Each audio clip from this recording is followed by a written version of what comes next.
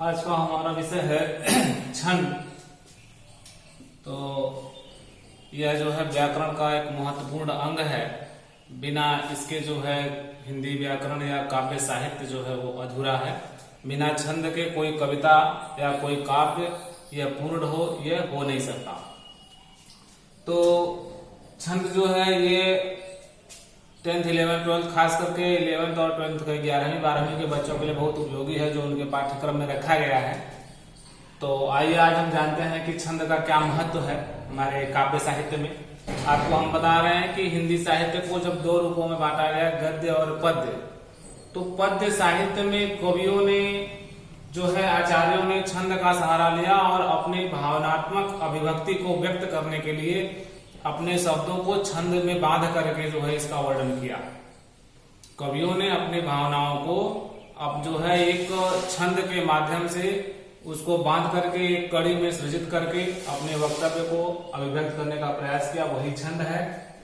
तो छंद की परिभाषा हम आपको बता रहे हैं कि कविता में गति, यति, वर्ण, गण आदि की जो निश्चित अवस्था होती है उसे ही छंद कहते हैं। कहने का मतलब छंद एक ऐसी जो है बिंब विधान है जो निश्चित होता है। अगर वो अनिश्चित है तो वह जो है काव्य का अर्थ सही नहीं हुआ, वह जो है अनर्थ हो गया। इसलिए इसमें वर्ण की और मात्रा की जो है निश्चित अवस्था होती है। तो छंद को समझने के लिए, पढ़ने के लिए जैसे व्याकरण के और नियम होते हैं उसी प्रकार यहाँ भी कुछ नियम बताए गए हैं। तो यहाँ पर हम देखेंगे नियम नंबर 1। तो सबसे पहले छंद में क्या देखना पड़ता है? मात्रा।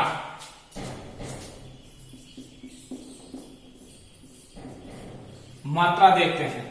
यहां पर जब आगे हम आपको बताएंगे कि छंद के 3 रूप होते हैं, मात्रिक छंद, वर्णिक छंद, लयात्मक छंद। तो जब मात्रिक छंद पढ़ेंगे तो वहां पर मात्राओं की गणना बहुत ही आवश्यक है, बहुत ही जरूरी है।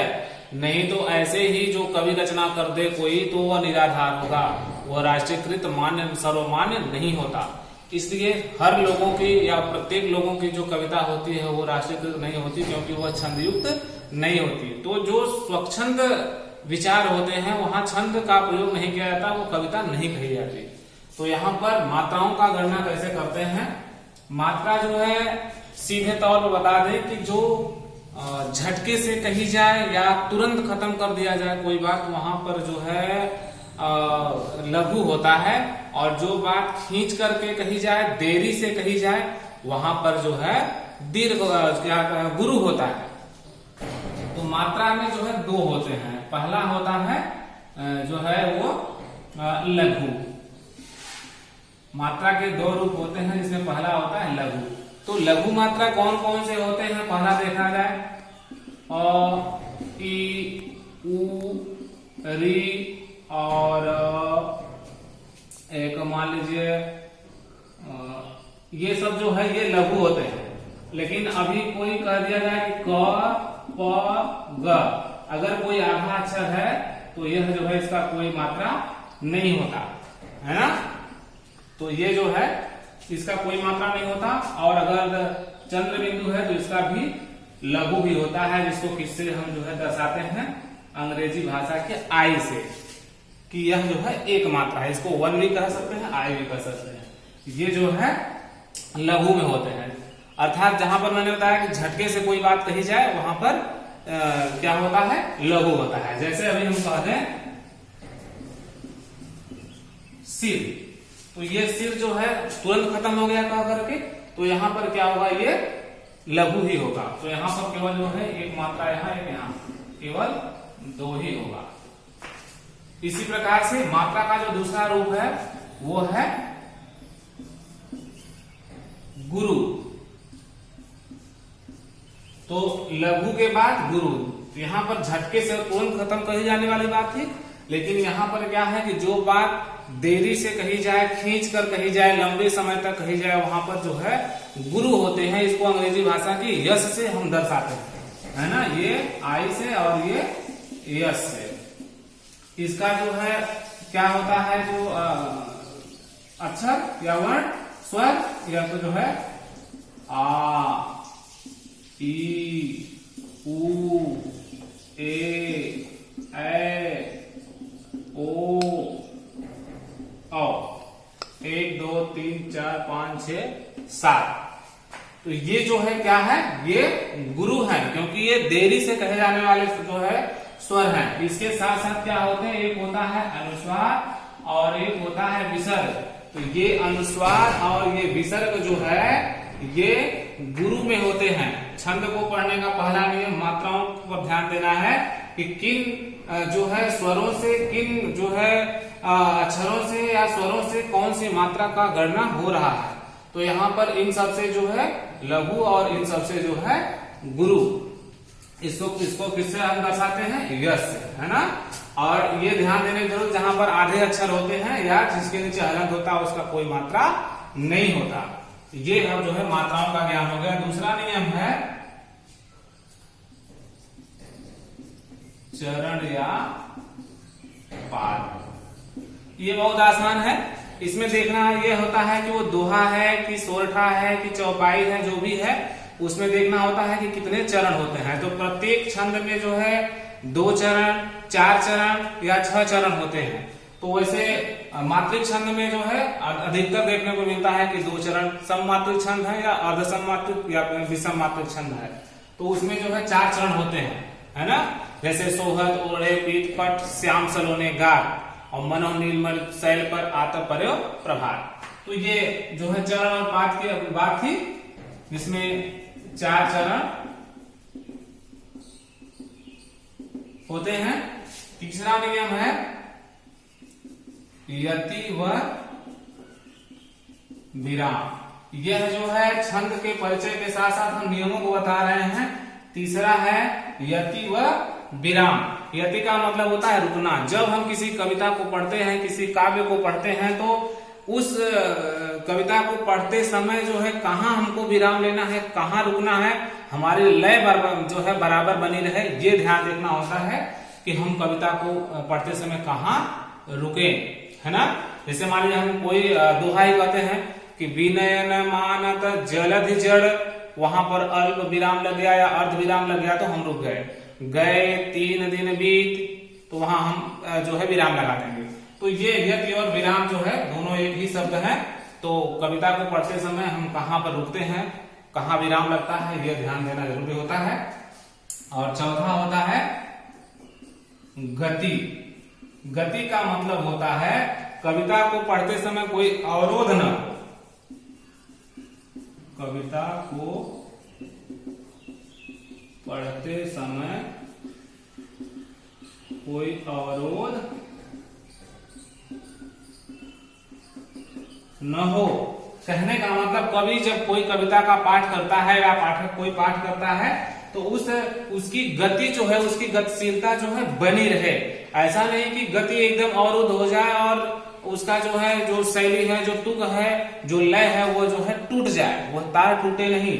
इसलिए कविता को पढ़ते समय कोई अवरोध जो है, कोई व्यवधान ना हो, उस गति को भी ध्यान देना पड़ता है। जैसे अभी कह दे हम कि प्रियतम मेरा प्राण प्यारा कहाँ है। यहां कवि कह रहा है नायिका के रूप में कि प्रियतम मेरा प्राण प्यारा कहाँ है। तो लगता है कि हाँ इसकी गति एक है। अभी हम पूछते कहाँ है मेरा प्राण प्यारा, तो यहाँ पर जो है कोई लय नहीं होगा, लगेगा कि ये गद्य शैली में लिखा हुआ है, इसलिए इसकी गतिशीलता बराबर बनी रहे, है ना। यहां पर देखते हैं हम पांचवा है तुक। तुक और लय दोनों एक दूसरे के जो है पूरक हैं। छंद का ध्यान देते जो है रखना पड़ेगा हर पाठक को, हर श्रोता को, कि कोई कविता पढ़ने के समय जो है तुकांत होना चाहिए, उसका तुक होना चाहिए, उसका लय अच्छा होना चाहिए। कहने का मतलब जो ये चरण या पाद है, ये दूसरा और चौथा जो है अंत में एक ही अक्षर से, एक ही स्वर से अंत हो, है ना। जैसे देव पूज्य पद कमल तुम्हारे, सुर नर मुनि सब हो ही सुखारे, वहां भी रे है तुम्हारे और यहाँ भी रे है सुखारे। तो ये ध्यान देना जरूरी पड़ता है कि इसका तुक कैसा है। अगर मेरा तुक सही नहीं है तो वह मेरा छंदबद्ध जो है रचना नहीं है, तब वह जो है अटपटा लगेगा, वह जो है गलत साबित होगा। इसलिए तुक और लय को ध्यान में दें। छठे नंबर पर है गण। अब पूछे कि गण क्या होते हैं। गण कुल मिलाकर के कितने होते हैं? 8 होते हैं। यह जो है ये 8 गण कौन से होते हैं अभी आप पढ़ेंगे। यगण, मगण, तगण, रगण, सजण, सगण तमाम होते हैं। तो ये गण जो है, गण के आधार पर हम मात्राओं को जो है सूत्रगत करते हैं या सूत्रबद्ध करते हैं। तो ये किसके ऊपर आधारित होते हैं? सूत्र के ऊपर। 7वें नंबर पर है सूत्र। ये सूत्र क्या है?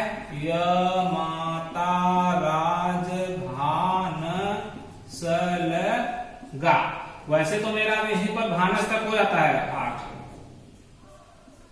1 2 3 4 5 6 7 8 यहां तक 8 हो गया। लेकिन पहला जो है तीसरे से मिलकर के एक सूत्रबद्ध जो है शब्द बनाता है। तो अब यहाँ पर अगर स के बाद कुछ नहीं है तो ये लगा जो है जोड़ दिया जाता है हिंदी साहित्य में। तो इससे जो है सलग जो है सलगा दूसरा कुछ बन जाता है। जैसे अब देखिए पहले का तीसरे से होता है। जैसे य माता यहां मिल गया तो क्या बन गया? यगण। इसी तरह से माता र क्या हो गया? मगर। तो यहां भी लिख सकते हैं या माता और मगर है तो मातारा। इसी प्रकार से तारा ज तो क्या हो जाएगा? तगड़।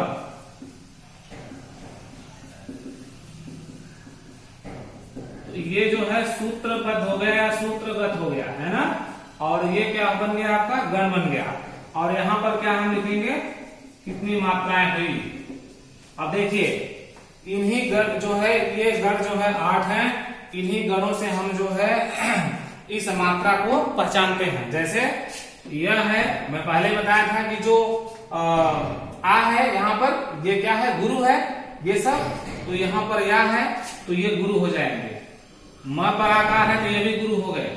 और यहाँ त पर आकार है तो ये भी गुरु हो गया। कितना हो गया? 2 2 4 2 6 मात्रा।